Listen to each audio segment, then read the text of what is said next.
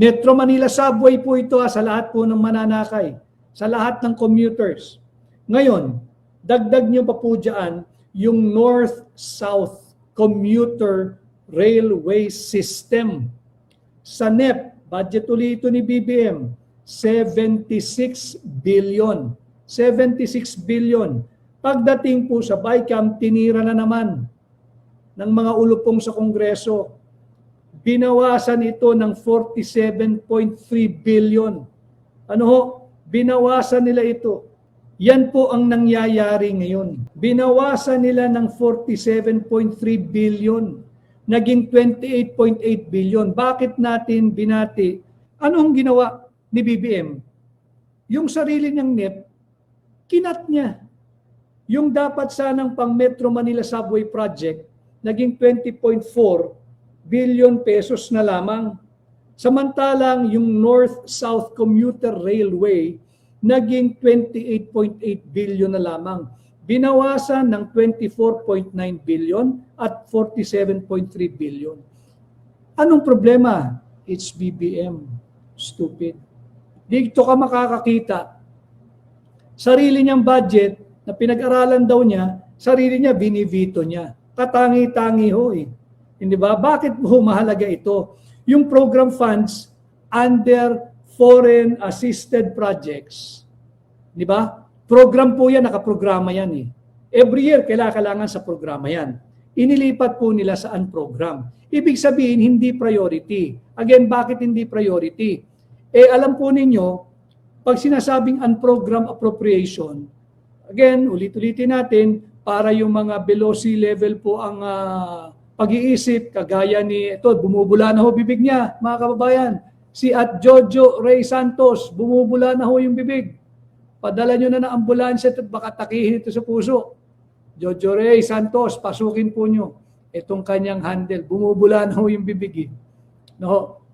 So, yung program appropriation, kagaya ng foreign assisted projects, tinira po nila eh. Linipat po nila sa program appropriations. Paano po natin lalo po ninyong maunawaan? Lalo na yung ating ordinaryong mga manggagawa. Para pong uuwi tayo doon sa home economics. Ulit-ulitin ko, sinisikap ko pong pasimplihin sa aking munting pamamaraan yung mga tila masalimuot na usapin, terminology, at mga usaping panlipunan.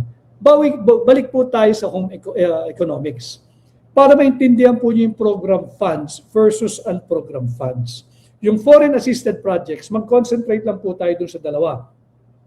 Yung para doon po sa Metro Manila Subway Project na kinaltasan ng 24.9 billion at yung North-South Commuter Railway System na binawasan ng 47.3 billion, ito po yung nasa program, inilipat sa program. No? Home economics, personal and family financing ang pag-usapan natin. Yung daily living natin.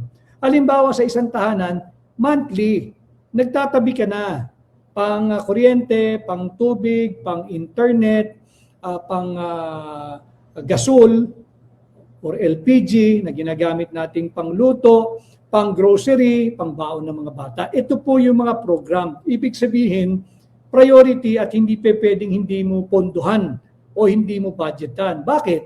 Pag wala po tayong pang grocery, pamalengke, wala tayong kakainin, anong babaoning tinapay o lunch ng ating mga anak?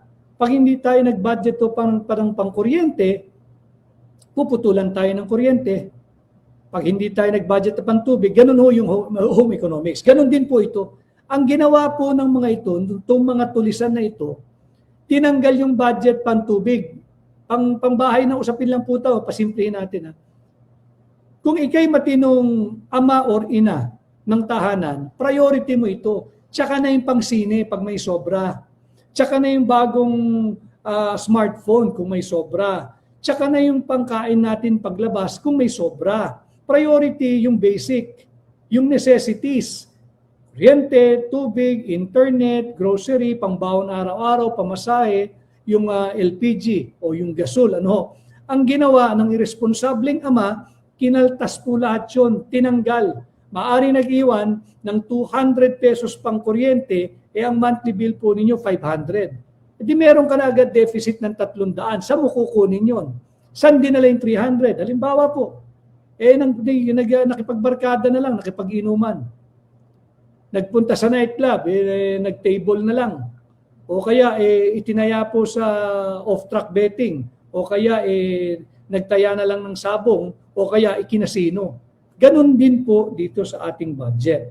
Kagaya din po nung MAIF-IP, yung ang haba po kasi, yung tinatawag na MAIF-IP.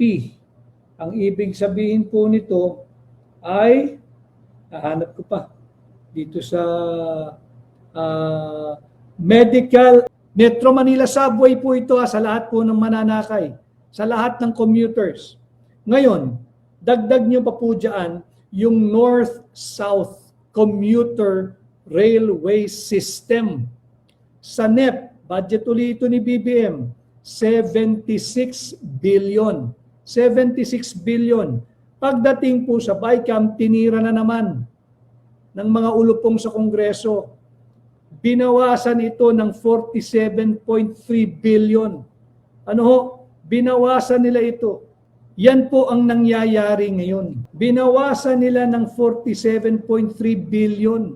Naging 28.8 billion. Bakit natin binati? Anong ginawa ni BBM? Yung sarili niyang NEP, kinat niya. Yung dapat sanang pang Metro Manila Subway Project, naging 20.4 billion pesos na lamang. Samantalang yung North-South Commuter Railway, naging 28.8 billion na lamang. Binawasan ng 24.9 billion at 47.3 billion. Anong problema? It's BBM. Stupid. Dito ka makakakita. Sarili niyang budget na pinag-aralan daw niya, sarili niya binivito niya. Katangi-tangi ho eh. Hindi ba? Bakit ho mahalaga ito? Yung program funds under foreign assisted projects. Di ba? Program po yan, nakaprograma yan eh. Every year, kailangan sa programa yan. Inilipat po nila sa unprogram. Ibig sabihin, hindi priority. Again, bakit hindi priority? Alam po ninyo, pag sinasabing unprogram appropriation, again, ulit-ulitin natin, para yung mga below sea level po ang pag-iisip. So, yung program appropriation, kagaya ng foreign assisted projects, tinira po nila eh. Linipat po nila sa program appropriations. Paano po natin, lalo po ninyong maunawaan, lalo na yung ating ordinaryong mga manggagawa. Para pong uuwi tayo doon sa home economics. Ulit-ulitin ko, sinisikap ko pong pasimplihin sa aking munting pamamaraan yung mga tila masalimuot na usapin, terminology, at mga usaping panlipunan. Balik po tayo sa home economics. Para maintindihan po niyo yung program funds versus unprogram funds. Yung foreign assisted projects, mag-concentrate lang po tayo dun sa dalawa.